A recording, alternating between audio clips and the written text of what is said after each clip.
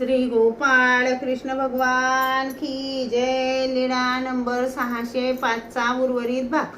सर्वज्ञ म्हणाले, ती एखाद्या वेळी करायची, एखाद्या वेळी करत नसे। वानरेस काही म्हणायला गेला की त्यांच्याशी भांडण करायची। वानराला आम्ही मनाई करत असू, अलोनी म्हटले तर खारट करायची, खारट म्हटले तर अलोनी करायची, आम्ही कच्चे म्हटले तर करपून टाकायची, करपले जर म्हटले तर कच्चे ठेवत असे। एक सांडे, एक उलटे, एक सिजे, एक बिजे असे आम्ही न सांगता श्रमत असे। मग आपल्या नातेवाईकाच्या घरी रात्री रोज झोपायला जात, थकली भागली म्हणायची, त्यांच्याकडून श्रम निवृत्ती करून घेत डेराभर पाणी ठेवायची, मग स्नान करायची, मग तूप भात जेवायची, गादी पलंगावर झोपायची, मग सकाळी एवढ्या वेळेला येत असे, असे महादायसांपुढे सांगितले। मग महादायसाने रांगोळी भरली, तेथे आसन रचले, सर्वज्ञ आसनावर बसले, सर्वांगी चंदन लावले, कपाळावर आडवे चंदन लावले,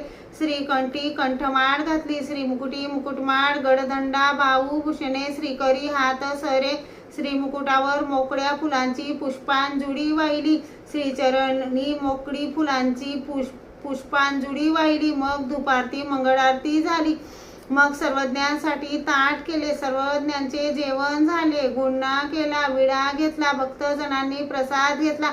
मग महादायसाने सर्वज्ञांना विनंती केली, जी जी बाईसा सर्वज्ञांना तिन्ही पूजा वसर करीत असेच मीही सर्वज्ञांना तिन्ही पूजा वसर करीन। जी सर्वज्ञांनी विनंती मान्य केली, तेव्हापासून महादायसा सर्वज्ञांना तिन्ही पूजा वसर करीत असे। श्री गोपाळ कृष्ण भगवान की जय।